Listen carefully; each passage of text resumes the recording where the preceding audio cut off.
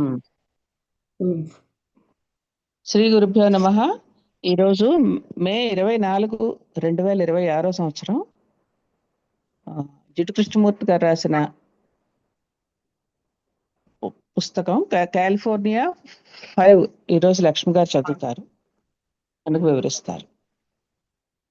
ఇప్పుడు అయిపోయిందేమో చూస్తాను ఒకసారి.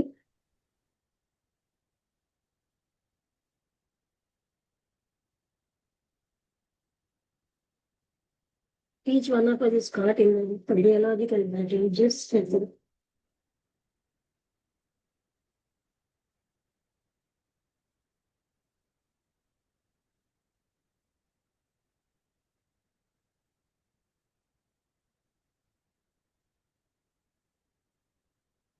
what to do is to our bodies are done just as our minds and hearts. చదివినా నేను కొన్ని చదివిసినా చదవచ్చు. California part 5. రోజంతా వాన పడుతోంది, రాత్రి అంతా పడింది. ఇప్పుడు పొద్దున్నే సుమాకు, సేజ్ అలాంటి ఇది చదివామనిపిస్తుంది. డ్యామ్ కరెక్ట్ వాసన వచ్చింది. అది ఎర్రగా ఉన్న భూమి, ఎర్ర భూమి ఎక్కువ స్మెల్ ఇస్తుంది బ్రౌన్ కంటే. ఇప్పుడు సూర్యుడు ఆ కొండల మీద ఉన్నాడు, అద్భుతమైనటువంటి కలర్తో ఆయన ప్రకాశిస్తున్నాడు. ప్రతి చెట్టు, ప్రతి పొద కూడా బాగా కడగబడిపోయింది వానతోటి. అది బాగా క్లీన్ గా ఉంది. ప్రతిదీ ఆనందంతో ఉంది. 6 లేదా 8 నెలల నుంచి వర్షాలు లేదు. ఇప్పుడు ఎంత బాగా భూమి ఆనందిస్తుందో మీరు ఊహించవచ్చు. భూమే కాదు, భూమి మీద ఉన్న అన్ని ఆ పెద్ద వృక్షాలు, పొడుగ్గా ఉన్న యూకలిప్టస్ చెట్లు, మిరియాల చెట్లు, ఓక్స్ అన్ని కూడా. పక్షులకి వేరే రకమైన పాట ఆ పెద్దలు ఉంది. కొండలు, దూరంగా ఉన్నటువంటి నీలం రంగు పర్వతాలు, మీరు వాటిని చూసి మిమ్మల్ని మీరు కోల్పోతారు. మీరు లేరు, మీ చుట్టూ ఉన్న అవి లేకుండా కేవలం ఆ సౌందర్యం, ఆ గొప్పతనం వ్యాపించి ఉన్నది, విస్తరించి భూమి మీద అంతా అదే ఉంటుంది. ఆ ఉదయం చాలా మైళ్ళ దూరంగా ఉన్నటువంటి ఆ కొండల నుంచి ఒక రకమైన ప్రశాంతత మీ ప్రశాంతతను చేరుకుంది. అది ఎలా ఉందంటే భూమి స్వర్గము కలిసినట్టుగా ఉంది. ఆ పరమానందం ఒక వరం. అదే రోజు సాయంత్రం మీరు ఆ హిల్స్ లో చూస్తే ఆ ఎర్రగా ఉన్న భూమి చాలా తడిగా, మీ కాళ్ళ కింద సాఫ్ట్ గా ఉన్నాయి. మీరు ఆ స్టీప్ గా ఉన్న దాని మీదకి వెళ్తే చాలా మైళ్ళు మళ్ళీ కిందకి వస్తాయి. మీరు అక్కడ సంపూర్ణ సైలెన్స్ మీ మీద ఇక్కడ వ్యాపించినట్టుగా, ఆ డీప్ వ్యాలీలో ఇంకా లోపలికి చొచ్చుకొని పోయినట్టుగా, అర్జెంటుగా చాలా ఎక్కువగా ఉంది. ఆలోచన లేదు, సైలెన్సే ఉంది. మీరు కిందకి వెళ్తూ ఉంటే భూమంతా అది వ్యాపించి ఉన్నట్టు ఉంది, సైలెన్సే వ్యాపించి ఉన్నట్టుగా.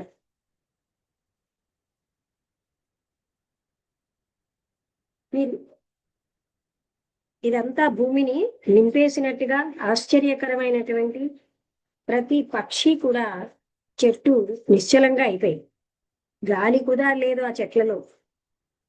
డార్క్నెస్ అన్నది ఎక్కడ పడితే అక్కడ ఒంటరితనంలోకి లాగుతుంది. చాలా విచిత్రంగా ఉంది. రోజంతా కూడా అవి మిమ్మల్ని ఆహ్వానిస్తున్నాయి. అద్భుతమైనటువంటి ఆకారాలతో అవి చాలా దూరంగా, ఒంటరిగా, విచిత్రాలుగా ఉన్నాయి ఆ కొండలు. ముగ్గురు వేటగాళ్ళు వాళ్ళకున్న పవర్ఫుల్ గా ఉన్న ఆ విల్లులతో, ఆ బాణాలతో, ఎలక్ట్రిక్ టార్చెస్ తో వాళ్ళ తలలకి గుడ్డలు కట్టుకున్నారు. వాళ్ళు రాత్రి పక్షులను చంపడానికి వచ్చారు. అక్కడున్న సౌందర్యము సైలెన్స్ ని ఏమీ పట్టించుకోవట్లేదు. వాళ్ళు కేవలం చంపడం మీదే దృష్టి పెట్టారు. అన్నీ కూడా వాళ్ళని వాచ్ చేస్తున్నట్టుగా భయంకరంగా దయతో ఉన్నాయి. ఆ పొద్దున్నే ఒక యువకుల గ్రూప్, యువతీ యువకుల గ్రూప్ అక్కడికి వచ్చారనమాట. వాళ్ళు 30 సంవత్సరాలు అలా ఉంటారు. 30 మంది వచ్చారు. రకరకాల యూనివర్సిటీస్ నుంచి వచ్చారు. వాళ్ళందరూ బాగా పెద్దవాళ్లే. క్లైమేట్ అన్నది కూడా ఈ క్లైమేట్ లోనే వాళ్ళు పెరిగారు. వాళ్ళు చాలా బలంగా బాగా ఆహారం తీసుకుంటూ పొడుగ్గా ఉత్సాహకరంగా ఉన్నారు. ఒకళ్ళు లేదా ఇద్దరు ఆ కుర్చీల మీద కూర్చున్నారు. చాలా ఎక్కువ మంది నేల మీదే. ఆడపిల్లలేమో చిన్న స్కర్ట్స్ తోటి చాలా అన్కంఫర్టబుల్ గా ఫీల్ అవుతున్నారు. అందులో ఒక అబ్బాయి మాట్లాడడం ఏంటి, వణుకుతున్న పెదాలతో బుర్ర వంచి మాట్లాడుతాడు. నాకు వేరే ఒక ప్రత్యేకమైన జీవితం జీవించాలండి. నేను ఈ సెక్స్, ఈ డ్రగ్స్, ఈ రకమైనటువంటి ఈ పరుగులాటలో పార్టిసిపేట్ చేయాలని లేదు. ఈ జగత్తు కావలగా నాకు జీవించాలండి. అయినా నేను అందులో బంధించబడ్డాను. నాకు సెక్స్ ఉంది. ఆ మన్నాడే నేను చాలా డిప్రెస్ అయ్యాను. అంటే నేను ఎప్పుడు సెక్స్ లో పాల్గొన్నా మన్నాడు చాలా డిప్రెస్ అవుతున్నాను. నేను చాలా శాంతంగా ప్రేమతో, నా హృదయ ప్రేమతో జీవించాలని ఉంది. కానీ నా కోరికలు నన్ను చీల్చేస్తున్నాయి. సొసైటీ యొక్క లాగులాటలు, అందులో నేను జీవిస్తున్నాను. ఈ కోరికలన్నింటినీ పాటించాలని ఉంది. అయినా కూడా వాటికి వ్యతిరేకంగా తిరుగుబాటు ఉంది. నేను ఆ మౌంటైన్ టాప్ లో జీవించాలని, ఆ వ్యాలీలోకి దిగి, ఎందుకంటే నా జీవితం అక్కడే. నేనేం చేయాలో నాకు తెలియట్లేదు. నాకు అన్ని బోర్గా అనిపిస్తున్నాయి.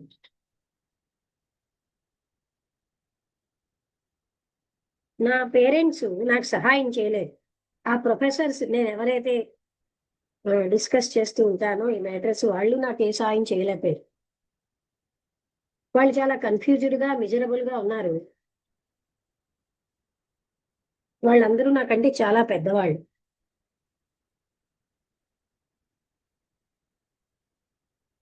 ఏదైనా ఒక ముగింపుకి రావడం అంత ముఖ్యం కాదు. లేకపోతే ఒక నిశ్చయానికి, సెక్స్ కి వ్యతిరేకంగా కానీ, దానికి బంధించబడి కానీ, కొన్ని ఆదర్శాలతో అలా ఉండడం రైట్ కాదు. మనం ఈ మొత్తం పిక్చర్, మన ఉనికి అన్న దాన్ని చూద్దాం. ఆ మాంక్ అన్న ఆయన ఒక ప్రతిజ్ఞ తీసుకున్నారు. ఆయనకి అనుకుంటున్నారు, ఆయన స్వర్గాన్ని పొందాలంటే స్త్రీలతో కాంటాక్ట్ వదిలేయాలి. కానీ ఆయన జీవితంలో చాలా కాలం ఆయన సంఘర్షణతోనే, తన భౌతికమైన కోరికలతో సంఘర్షణలో ఉన్నారు. ఆయన సంఘర్షణలో హెవెన్తో, ఎర్త్తో, అన్నిటితో సంఘర్షణలో ఉన్నారు. తన జీవితంలో చాలా భాగం అంధకారంలోనే గడిపేశారు, లైట్ని వెతుక్కుంటూ. మనలో ప్రతి ఒక్కరూ కూడా ఇలాంటి ఆదర్శవంతమైన యుద్ధంలోనే ఉంటాం. ఆ మాంక్ లాగే కోరికలతో కాలిపోతూ, వాటిని అణుచుకోవడానికి ప్రయత్నిస్తూ, హెవెన్ అనే పొందాలి అనే భావంతో. మనకు ఒక భౌతిక శరీరం ఉంది, దానికి దాని కోరికలు ఉంటాయి. అవి ప్రోత్సహించబడతాయి, ప్రభావితం అవుతాయి సొసైటీ వల్ల, మనం జీవించే సొసైటీ వల్ల. అలాగే ఈ అడ్వర్టైజ్మెంట్స్ ఇవి కూడా. అలాగే సగం బట్టలే వేసుకున్న ఆడపిల్లలు, అలాగే వినోదం మీద, ఫన్, వీటి మీద ఆనందం, అంటే వాటి మీద ఉన్నటువంటి, వాటికి ఉన్న ప్రాముఖ్యత, సొసైటీ యొక్క నైతికత్వం, సోషల్ ఆర్డర్ యొక్క నైతికత్వం, అదే డిసార్డర్ అయ్యింది. అదే ఇమ్మొరాలిటీ, అంటే అనైతికత్వం అయి ఉంది. ఏదైతే మనం నైతికత్వం అని అంటున్నామో అదే అనైతికత్వం అయి ఉంది. మనం భౌతికంగా ప్రేరేపితమై ఉన్నాం. కొద్దో గొప్ప అంటే మంచి రుచికరమైన ఆహారము, డ్రింకు, టెలివిజన్ ఇవన్నీ ఉండాలండి. మన మోడర్న్ గా ఉన్న ఈ ఉనికి అంతా కూడా మన అటెన్షన్ ని సెక్స్ మీదకే దారితీస్తుంది. మీరు ప్రతి విధంగానూ ప్రేరితం అవుతున్నారు. పుస్తకాలతో, ఉపన్యాసాలతో, అన్నిటికీ ఆమోదించగలిగే ఈ సొసైటీ ఇదంతటితో మీరు చుట్టుపట్టబడి ఉన్నారు. కళ్ళు మూసుకు కూర్చోవడం అంత మంచిది కాదు. మీరు ఈ జీవిత విధానం సంపూర్ణంగా చూడాలి. దానికి ఉన్నటువంటి అర్ధరహితమైన నమ్మకాలు, విభజనలు, సంపూర్ణంగా అర్ధరహితమైన జీవితం, ఆఫీసులో, ఫ్యాక్టరీలో జీవించేది,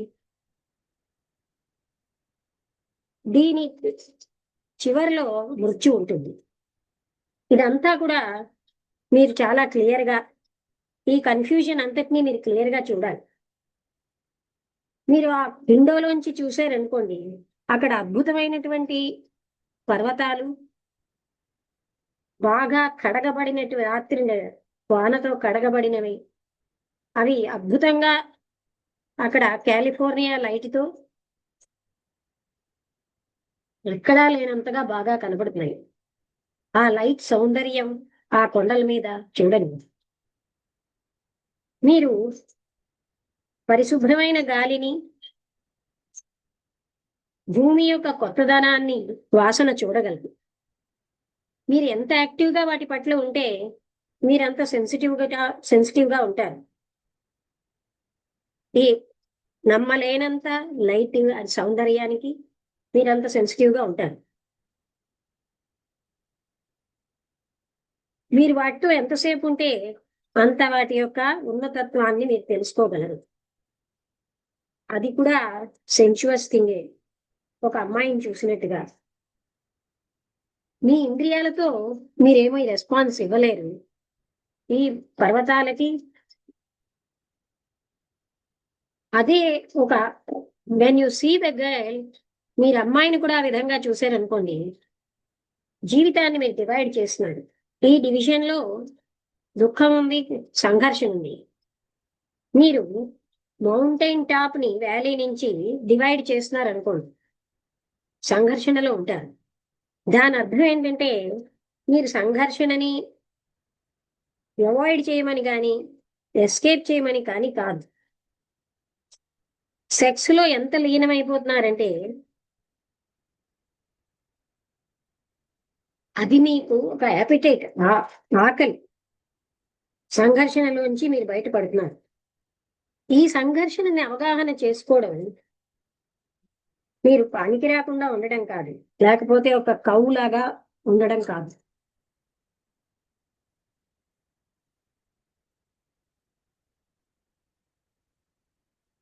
ఇదంతా అవగాహన చేసుకోవడం, దాంతో బంధించబడ్డం కాదు, దాని మీద ఆధారపడడం కాదు, ఏది కాదండం కాదు. వెంటనే ఒక కన్క్లూషన్కి రాకండి. ఒక ఆదర్శవంతమైన మాటలతో ఉన్న స్థితి, ఒక సిద్ధాంతం, మీరు దాని ప్రకారం జీవించడానికి ప్రయత్నించకండి. ఈ మొత్తం అంతటిని, మ్యాప్ అంతటిని మీరు గ్రహించినప్పుడు అది మీకు ఆ ఇంటెలిజెన్స్ అనేది ఆ లోపల ఉన్నదని తెలియజేస్తుంది. ఈ ఇంటెలిజెన్స్ తోటే మీరు యాక్ట్ చేయాలి. ఒక ముగింపుతో కాదు, ఒక నిశ్చయంతో కాదు, ఆదర్శవంతమైన సిద్ధాంతంతో కాదు.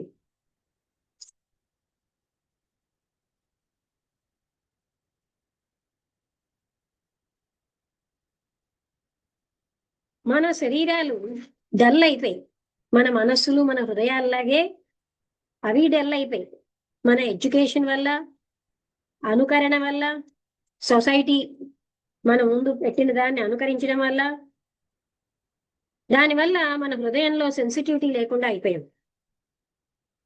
అందువల్ల మనది యుద్ధానికి పంపిస్తోంది. మన సౌందర్యాన్ని అంతా వినాశనం చేస్తూ, మన మృదుత్వాన్ని, ఆనందాన్ని వినాశనం చేస్తూ మమ్మల్ని యుద్ధానికి పంపిస్తుంది.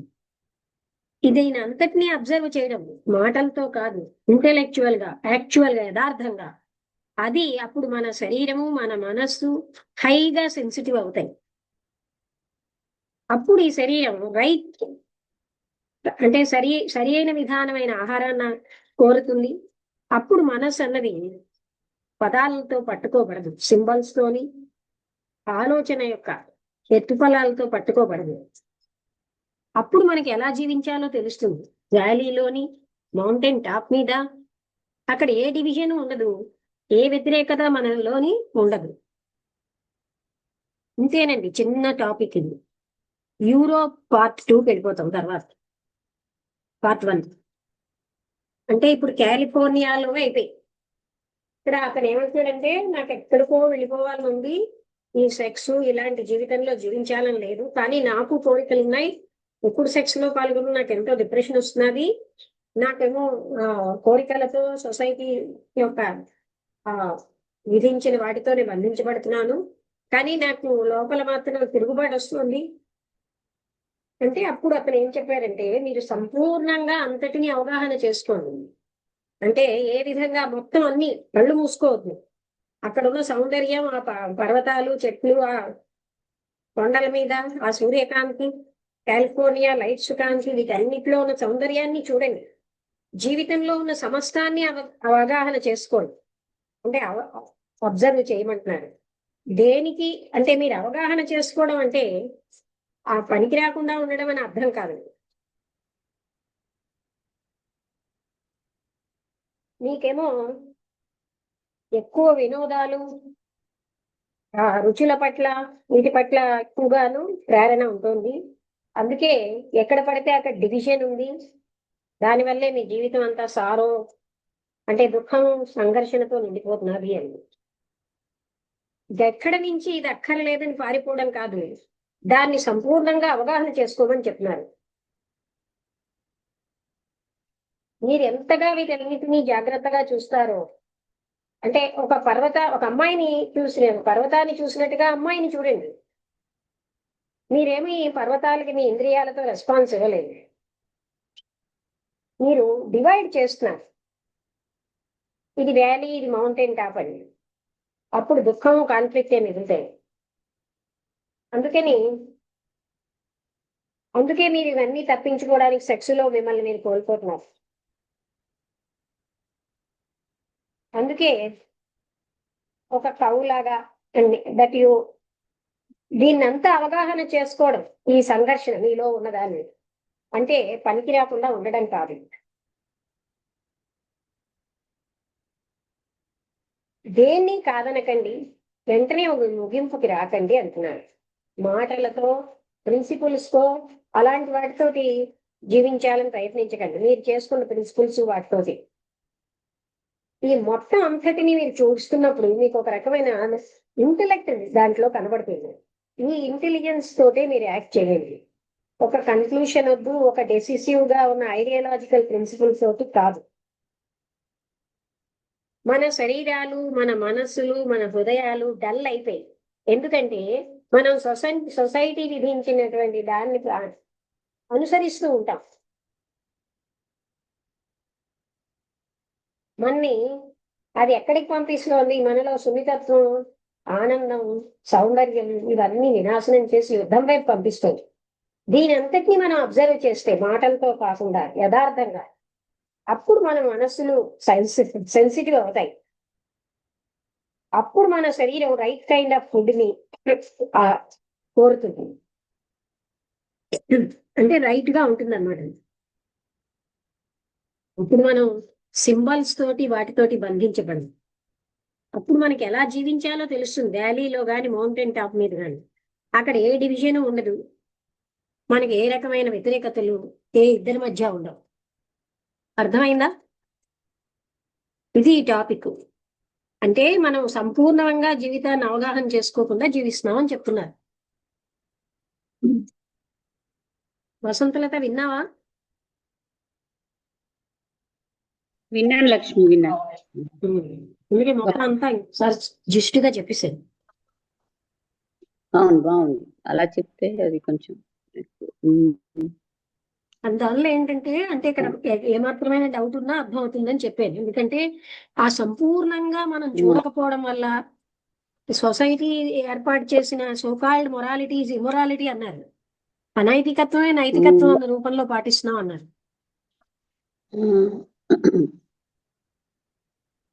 అలాగా అంటే ఇలాంటివి వెంటనే ఒక కన్క్లూషన్స్ కి వచ్చి ఒక డిసిషన్ కి రాకుండా ఈ మొత్తం అంతటిని అబ్జర్వ్ చేసి వాటిలోంచి మీకు ఒక ఇంటెలిజెన్స్ వస్తుంది. అప్పుడు మీకు రైట్ టైప్ ఆఫ్ ఫుడ్ అనేది ఇష్టపడతారు, రైట్ టైప్ ఆఫ్ లైఫ్ అనేది మీకు తెలుస్తుంది అన్నారు. అప్పుడు మీరు మౌంటైన్ టాప్ మీద ఉన్నా, హిల్స్ మీద ఉన్నా, వ్యాలీలో ఉన్నా మీకు ఏ తేడా ఉండదు, ఏ ఇద్దరి మధ్య ఏ డిఫరెన్స్ ఉండదు అన్నారు. అంటే నేను వేరు వాళ్ళు వేరు అన్న వేరుభావం పోయి ఏకత్వంతో ఉంటాము. అంటే మళ్ళీ ఏంటి, ఆయన మన ఇంటర్నల్ స్టేజ్లకి వెళ్ళడం చూపిస్తున్నారు కదా. అంటే ఇవన్నీ మనం పై నుంచే చూస్తున్నాం, మనం అనుకరించడం, వాటి వల్ల మనకి సంఘర్షణ, జీవితం అంతా బాధ సంఘర్షణతో నిండిపోతుంది. అబ్బాయి చెప్పింది అదే, నేను సెక్స్ లో పార్టిసిపేట్ చేశాక నాకు వెంటనే ఒక రకమైన డిప్రెషన్ వస్తుంది, నాకేమో ఇవన్నీ బయటకి ఎక్కడికో వెళ్ళిపోయి ఉండాలని ఉంది, ఈ లైఫ్ ఆఫ్ సెక్సువల్ జీవితం జీవించాలని లేదు, కానీ నన్ను ఈ కోరికలు ముంచేస్తున్నాయి. అంటే వ్యతిరేకతలు ఉన్నాయి.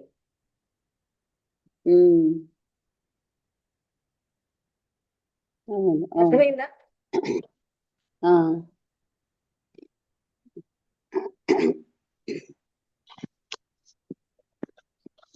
అది చెప్పాను. అంటే ఇవాళ ఆదివారం కదా, ఇవాళ రేపు చదువుతారు కదా, ఇవాళ చదివారా? ఇవాళ నేను మర్చిపోయాను, ఇవాళ ఆదివారం మర్చిపోయాను, సోమవారం అనుకున్నాను. నేను అన్నాను కూడా ఇవాళ సోమవారం కదా అని, ఇవాళ ఆదివారం కదా, మర్చిపోయాను నేను. సరే సరే, ఓకే. ఇప్పటి వరకు నువ్వు చెప్పే వరకు నాకు గుర్తులేదు. నేనంటే అలా అనుకుని వినడం మొదలు పెట్టేసరికి నాకు ప్రకృతి వర్ణన అవన్నీ కనిపించాయి. అయితే ఇది కృష్ణమూర్తి గారు. నేను ఎందుకో ఇవాళ సోమవారం అనుకున్నాను. అన్నాను కూడా వసంత గారితో, ఇవాళ సోమవారం కదా, ఇవాళేమో ఫలానా చదువుదాం అని, ఆదివారం అని ఇందాక ఎప్పుడో గుర్తుంది, ఇప్పుడు గుర్తులేదు. సరే రేపు అలా చదువుదాం, లేకపోతే అలాగా పర్వాలేదు, అరగంట. వసంత గారి అర్థమైందా? ఈ ఓన్లీ రివల్యూషన్ లో చిన్న చిన్న టాపిక్స్ ఉన్నాయి. నిన్నను సాటర్డే ఏంటంటే సుబ్బారావు గారు అన్న ఆయన 2 వారాలే ఆయన చెప్పాలని చెప్తూ, ఆయనకేమో ఒంట్లో బాగోలేదు, సైన్స్ స్ట్రోక్ ఏదో వచ్చి, అప్పుడు లక్ష్మి గారు మీరు మాట్లాడతారా అని అడుగుతున్నారు. నేను ఎలాగ తయారవుతాను కనుక మాట్లాడుతున్నాను. అయితే దీని తర్వాత అమెరికాలో ఉన్న రికార్డింగ్ ఆపుతాను.